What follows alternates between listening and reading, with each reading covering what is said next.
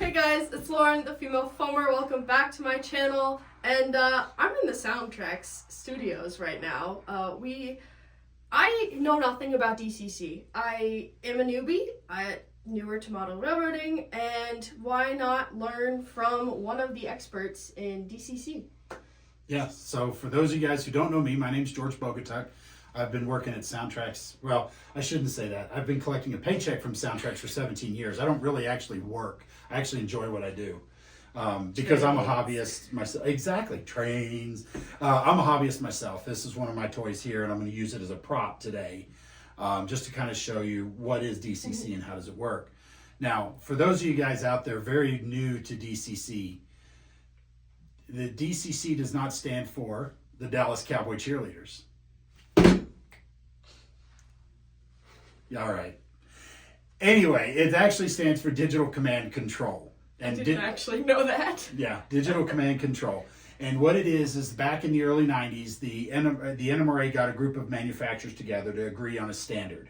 And the standard is so that way protocol works the same. So all the systems essentially send out the same command, and all the decoders receive the same command and can perform accordingly. Prior to that, you had a lot of different brands out there like Dynatrol or CTC-80 or any of these that were unique to themselves. And Lord, if anything happened to the owner of the company, then all that investment in time and money and everything became obsolete because you could no longer expand. And so with DCC, it allowed everybody to use the same protocol. And so when it comes to DCC, we're talking about NMRA DCC. Now, there's a lot of other brands out there that are very similar, like DCS is one of them that uses, from MTH, that uses a slightly different protocol. And basically, digital is a series of ones and zeros that are sent through, in this case, the rail. Binary, exactly. That is sent through the rail, encoded in a specific way to get the command and information to the decoder on what to do. Now, when you first look at DCC, there's a few parts of the system itself. You have, in this case, the throttle. And the throttle basically takes our intent of what we want the locomotive to do. And so that's where, for example, this is NCE, there's a horn button. So when I push the horn plays. And it takes my intent, codes it into those ones and zeros, and tells the decoder how to behave. Now, you also have, this particular system, this is the power cab. This is also the booster, or the DCC command station, and the booster, and the throttle all in one. And this cord here is a 6-position cord that then basically goes to the connector that's off camera there, and that's what then broadcasts the signal out to the rail. The 6 wires carry the power, the DCC signal, and then the commands from any other throttles that are on the bus. And then, of course, you have the decoders. Then that's, of course, what's the brains of the decoder. It does what it's controls the locomotive. Sorry, words are really hard right there. It controls the locomotive and sends power to the motor, sends power to the lights, whatever you want it to do.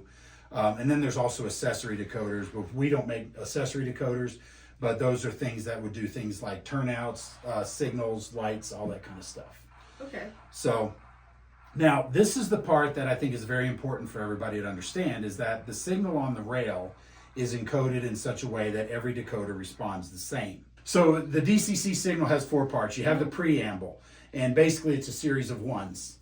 And the decoders know that doesn't mean anything. It's a series of ones. The decoders start waking up, knows there's a command coming. So not the preamble to the Constitution. Not the preamble to the Constitution. This is a slightly different preamble to the command that's coming out. So the second part is the address, and it tells the locomotives who the command is intended for. So think of the preambles, hey, everybody listen up. Okay. And then you have the address part, which is Loco 3888. So it's, hey, everybody listen up, Loco 3888. The next part is the command, the information. So move forward, speed step 10, turn on F0, turn on F1, turn on F4. And that's the information, the command. And then the last part you have is what's called the error detection byte, or end of transmission. So, hey, everybody listen up, Loco 3888, turn on F2, end of transmission. And then, hey, everybody listen up, Loco 3888, turn off F2, end of transmission. And that's what you're seeing through the rails. Okay. Now, you notice I'm not saying blow your horn, because the horn is mapped to the function 2. The function 2. And correct. And so function 1 is the bell. Function 2 is the horn. In this case, function 0 is my headlights. Function 24 is my ditch lights. And so when I send that command out, the decoder is doing what it's intended to do. And that's basically the big heart of it. There's no backwards communication. There's no, hey, I got the command, I'm going to respond. Nothing. There's nothing fed back from the decoder to the command station to say it got it. So the system's going to behave the same whether the locomotive is on the track or not, just the decoder's not getting the command until I set it back down, and now it's getting the command. Okay. Make sense? Yes.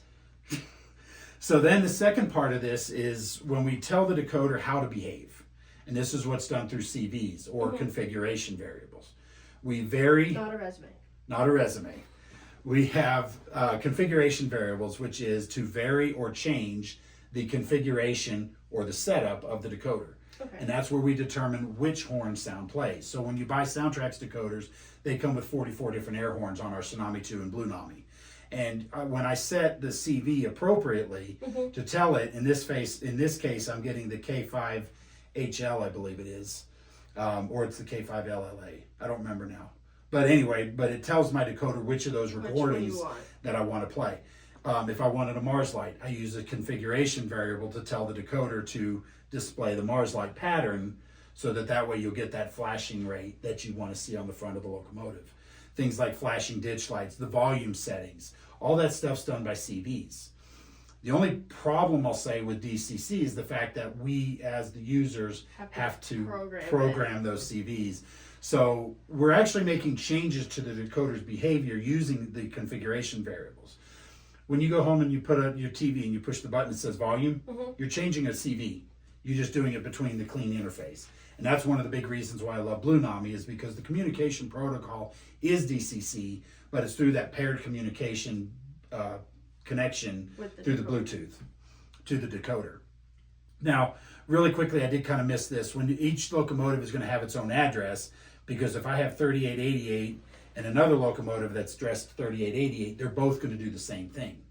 The DCC system has no idea which 3888 you intend, and that's why each locomotive usually gets its own address.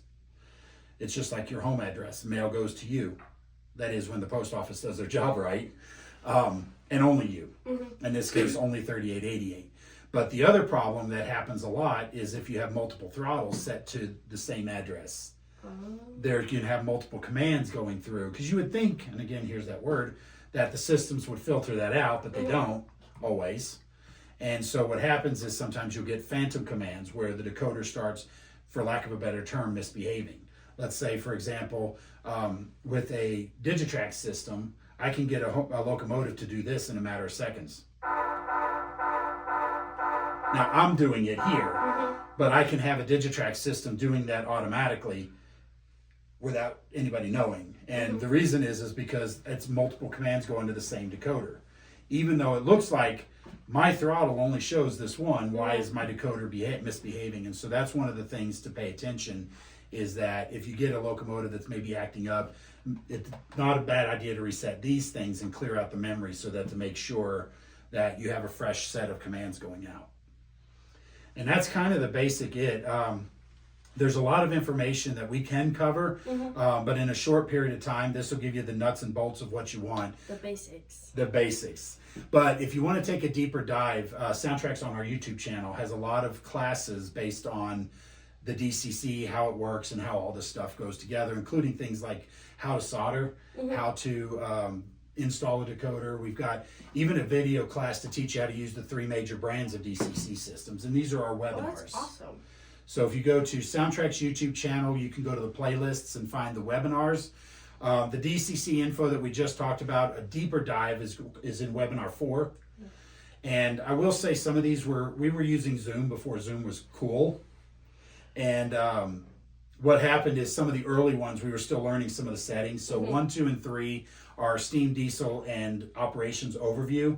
But some of the audio may not be the clearest in the world. So you can watch it and take the information, but don't necessarily worry about the audio. One of these years we'll get around to reshooting them. But webinar 4 will start the information. It'll teach you how DCC works, dives deeper into what we did here. Webinar 5 teaches you a little of the science of sound, how sound waves work to our ears to transmit into, and how to get the best sound out of it. This model, I don't know if you know, has 4 cube speakers in it, and my volume's down below 50%. So it talks about those type of things of the science of sound and how to get the most out of it. Webinar 6 is CVs and programming, what you're doing, the difference between mainline programming versus programming track mode, what the differences are and why. And that's programming tracks the only time you'll ever get a response from the decoder. Check out Webinar 6 to find out about it. Webinar 7 will teach you how to do a decoder installation, the principles to keep in mind. Webinar 8 is soldering class. Webinar 9, as I mentioned, teaches you how to use the 3 major systems. Webinar 10 is a steam dive. 11 is a diesel dive. 12 is a electric dive. And then steam. And then 14 is about consisting, running multiple locomotives, everything you ever needed to know about it. So we are committed to education. We want to make sure, because what's the phrase? Knowledge is power, right? Yes. So when you know stuff about how the things work, you're less afraid of it and less intimidated by it. And I think that's the major thing, because whenever anyone would talk about DCC, I would just be like, that is alien technology that I do not understand. It came from Roswell, you know. Maybe not. But anyway. But I agree with you. The knowledge is power, and so we really want to try to make sure, because if you're afraid of your trains and afraid of breaking something, you're not going to get the most out of it. And so we want you to have fun. We want you to enjoy everything. So give us a call. Either Tom or myself will answer the phones here, and at SoundTraxx, I should say, not on Lauren's channel. Yeah, that's her. She'll answer those, and then she'll probably say, "What's the answer to this question?" I'll help her out. She knows that. But anyway, we do want to help out information, so give us a call at the office. We'll be happy to help answer any questions we can, or you can email us at support@soundtraxx.com. Thank you so much, George, for the very quick deep dive. And as you said, check out SoundTraxx Channel for more information. I know I will be, because this is just the beginning, I think, of my DCC journey. And we're demystifying it for you, so now you're a little bit more excited, right? I'm a lot more excited. It's not as scary. There you go. Well, thanks for watching, guys. I appreciate it. I hope this is helpful for you. Thank you so much, and be sure, if you like the content you're seeing, subscribe, and follow me on my model railroading journey as a newbie.